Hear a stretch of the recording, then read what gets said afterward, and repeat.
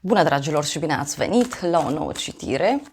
Dacă titlul te-a atras, înseamnă că ai aici cu siguranță un mesaj pentru tine. Îți mulțumesc pentru că mă urmărești, îți mulțumesc pentru că mi-ești alături. Dacă vrei și tu astfel de citire, te invit oricând cu drag doar pe aplicația de tarot și astrologie Cristina Zurba, disponibilă atât pe iPhone cât și pe Android, iar cei care doriți ședințe individuale cu mine mă găsiți tot pe aplicație, vă puteți face o programare sau pe site-ul meu oficial, cristinazurba.com. Unde doriți, acolo mă găsiți. Bun, în plan personal avem un 8 de spade, dar la baza pachetului avem asul de bâte, regina de spade, 7 de spade, marea preoteasă. Ce simt eu aici e vorba de o femeie care a fost trădată, mințită, furată. Da? E vorba de o persoană, poate e vorba de energia ta, da? Poate ai fost mințită sau poate te simți dezamăgită de tăcerea cuiva, de niște secrete care s-au aflat, de evitarea unei persoane și totuși văd aici un moment în care ești foarte hotărâtă să iei lucrurile de la capăt, da? Ești foarte hotărâtă să mergi pe un nou drum, poate, da? Văd foarte multă determinare, foarte mult entuziasm. Dacă e vorba de a acționa aici cu viteza luminii, simt eu o lipsă de răbdare pentru unii dintre voi. Da? E ca și cum, nu știu, e o lipsă de răbdare. Cineva n-are răbdare. Poate să fie și o perioadă în care pasiunea e la ea acasă, e o perioadă în care ești dornic să cunoști oameni noi, ești dornic să te concentrezi pe ceva nou. În plan personal avem 8 de spade, deci poate să fie și un moment în care te simți blocat sau blocată într-o situație anume. De asemenea, putem să discutăm și despre o perioadă în care unii dintre voi poate chiar simțiți nevoia să vă izolați ceva mai mult, simțiți nevoia să stați mai mult singuri. Ok, 8-ul de spade. Vă spuneam aici că e vorba de un oarecare blocaj pe care fie tu îl simți, fie e ca un fel de obsesie, parcă e cineva care se simte aici ca la închisoare, da? E o persoană care are tot felul de gânduri, are tot felul de planuri. Putem să discutăm și despre o persoană foarte dură, putem să discutăm și despre o persoană care nu vede, da? Lucrurile foarte clar. Dar eu așa aș merge că e ca un fel de obsesie. Poate să fie și că tu simți ceva, doar că nu vezi lucrurile clar. În continuare avem lumea, frumos, o eliberare. Un sfârșit karmic, o veste bună, poate să fie o veste bună legată de un drum, poate să fie o veste bună legată de finalizarea unui proiect important, ceva care ține de casa ta, prietenii tăi, familia ta. Lumea, de asemenea, poate să reprezinte și un moment de eliberare, poate să însemne și o veste pozitivă pe care o primești. Dar eu aș merge că are legătură, uite, cu închiderea acestui blocaj. Da? Deci e acest blocaj care se închide. Ia să vedem noi 8 de spade ce spune.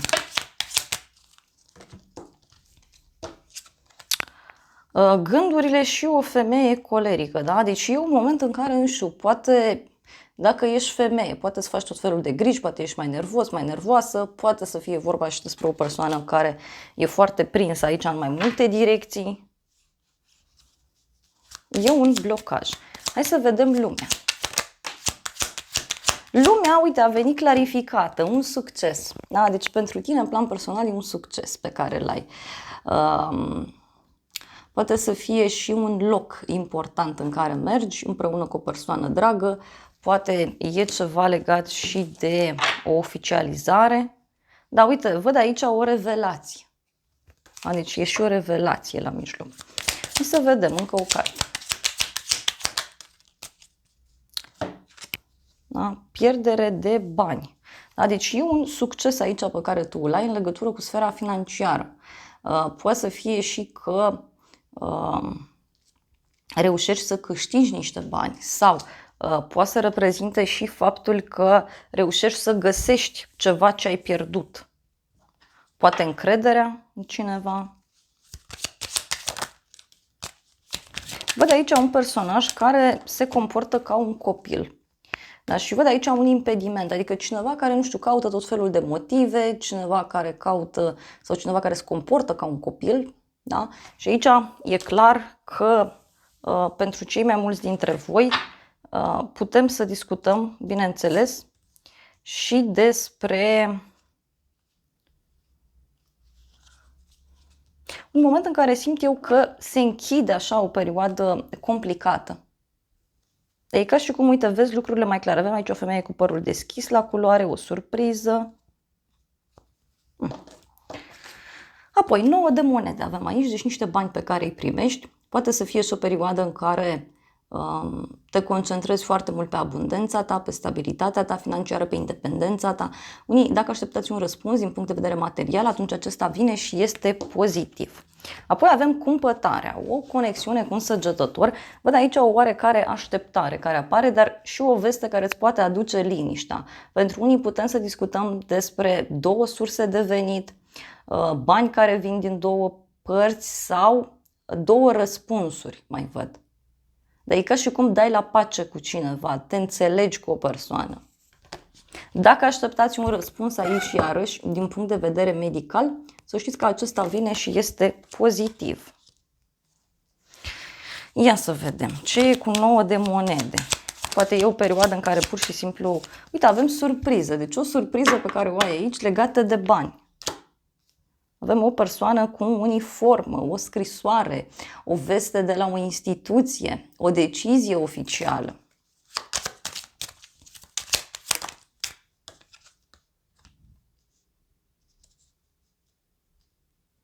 Avem jucătorii. Da? Deci e un risc pe care cineva și-l asumă sau poate să fie un câștig neașteptat care apare. Hai să vedem în continuare cumpătarea.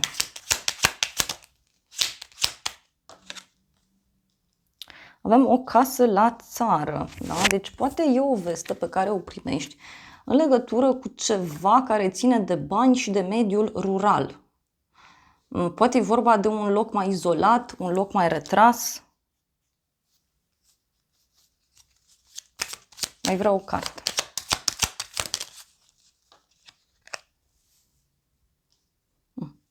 O persoană, da, care te flatează, care îți dă niște vești. E cineva care vrea să se apropie de tine. Și avem o vizită.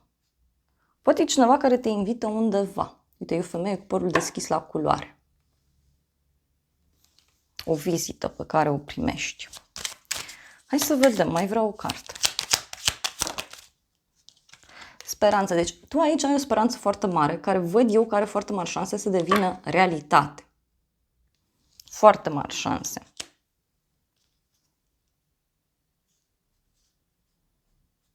Văd aici o capcană, da, pe care cineva e posibil să ți-o fi întins, dar văd că ai reușit să ieși din povestea asta.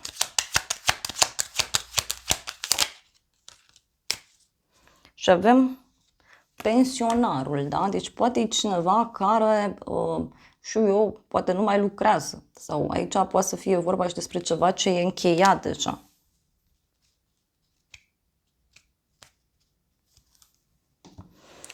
Surpriza, 6 de bâte, o victorie pentru tine, o realizare, mai multă vizibilitate pe care o poți avea.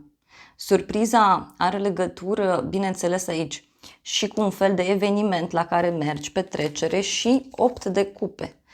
Surpriza e, uite, că ieși victorios dintr-o situație și dai la spate ceva care nu-ți mai folosește. Da? O decizie oficială, cineva care renunță oficial, cineva care dă dovadă de sinceritate. Da? Poate să fie și că se rezolvă ceva.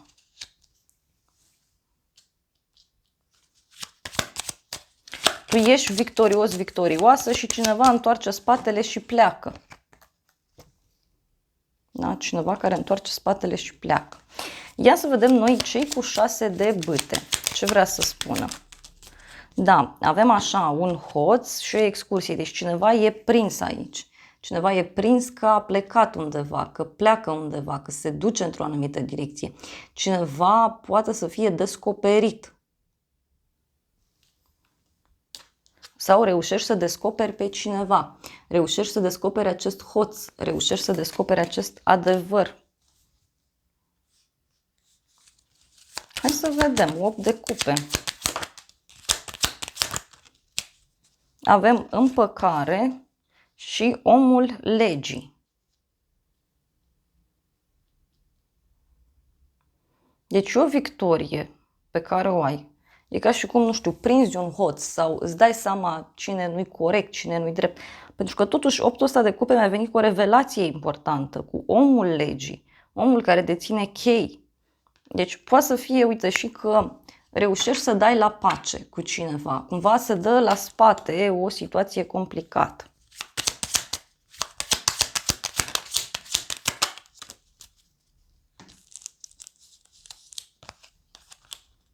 Litigii și inamic.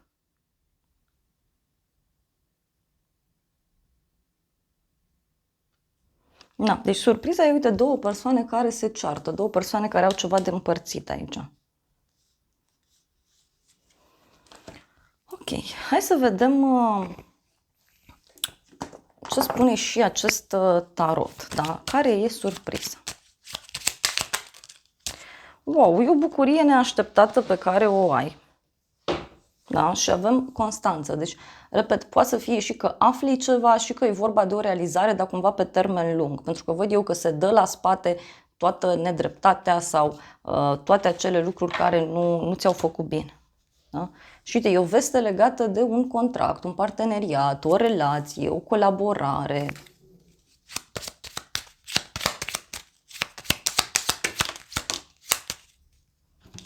Și avem sfârșitul și văduvul. Da? Deci poate e ceva care are legătură cu o situație veche, o problemă veche, care, bineînțeles, se închide.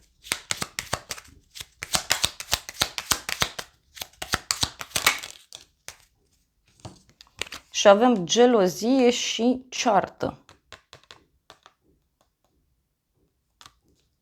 Da, e clar aici, uite, deci are legătură, repet, și cu cineva care descoperă un anumit lucru. Și faptul că descoperă creează agitație, ceartă, discuții în contradictoriu.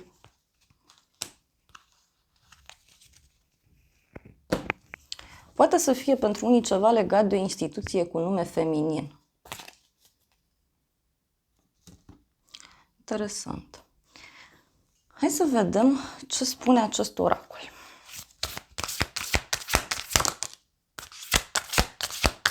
Oracolul te îndeamnă să meditezi, să contemplezi. Avem o lună nouă în Pești. Iar apoi avem comunicarea este cheia, o lună nouă în Gemeni. Poate să fie startul unei perioade în care se află anumite adevăruri sau poate discutăm despre un nou început care poate are legătură și cu actele, și cu drumul, și cu studiile. E multă dualitate aici, văd eu. Noi începuturi la dublu. E ceva legat de, nu știu, două proiecte, două persoane. Deci e foarte multă dualitate aici. Într-o parte e multă emoție, da? E foarte mult atașament emoțional, iar e foarte multă încredere, iar în cealaltă parte văd eu că e ceva legat de comunicare, partea rațională, drumuri, da? Deci toată zona aceasta. Tu ești suficient, relația ta este testată. Interesant.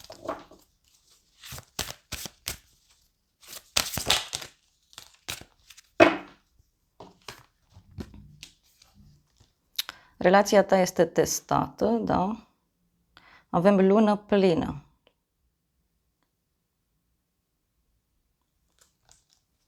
Da, poate să fie, știu eu, și o închidere oficială într-o relație. Poate să fie și asta. Pentru că mi-apare și lumea, da, în plan personal.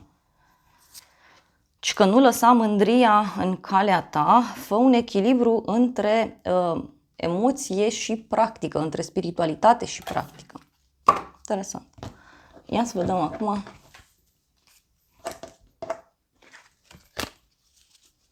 Mai vreau o carte. Avem atracție, sufletele divine se atrag dincolo de superficialitate. Deci o atracție aici la nivel emoțional pentru unii dintre voi e ca un fel de telepatie, iar apoi avem confuzie, niște adevăruri, da, care ies la suprafață și care creează multă confuzie. Și avem așa, cere divinității să îți arate răspunsul de care tu ai nevoie. Da? Deci e nevoie să te conectezi, să ceri acest răspuns, pentru că astfel zic eu că vei reuși. E un test aici, da? Într-o relație, undeva anume. E ca un labirint din care parcă nu se iese. Ia să vedem ce spune și tarotul meu în toată povestea asta. Deci e un noroc pe care îl ai, un risc pe care cineva și-l asumă.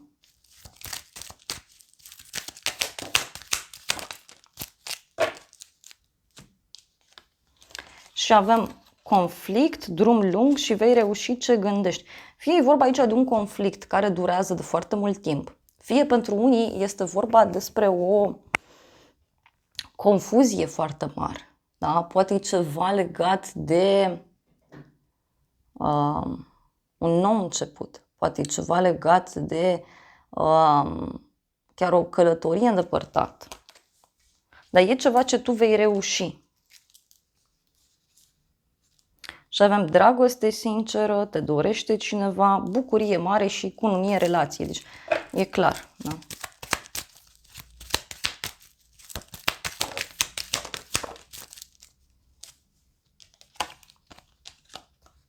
Wow, și avem așa, cununie, relație, dragoste sinceră și cadou.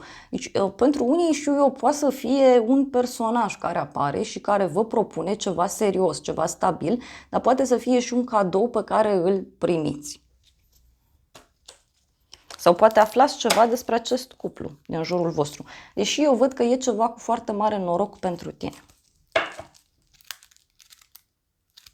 Da? Cineva văd aici că își dorește să te revadă, totuși.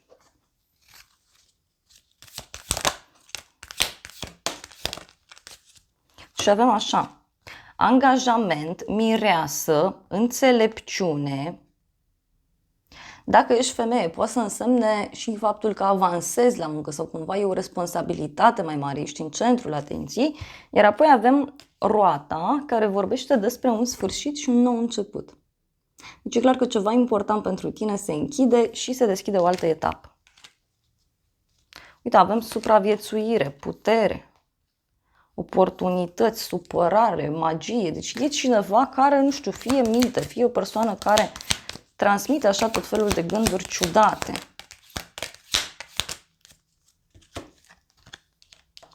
Noutăți, mesaje, putere, resursă. Apoi avem bărbat, ciclu, schimbare, direcție, călătorie. Deci niște mesaje, niște vorbe care apar aici, poate chiar niște drumuri pe care le faci, fie pentru a rezolva ceva legat de partea de bani, fie e ceva legat de o moștenire sau e vorba de un personaj aici care face niște schimbări, pentru că văd că un ciclu se închide și mergi spre o altă direcție. Mai vreau niște mesaje bune.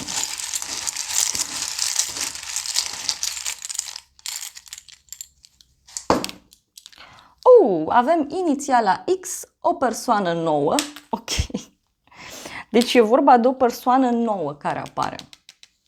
Avem luna noiembrie, numărul 11, zodia Scorpion, zodia Săgetător, veste de final definitiv.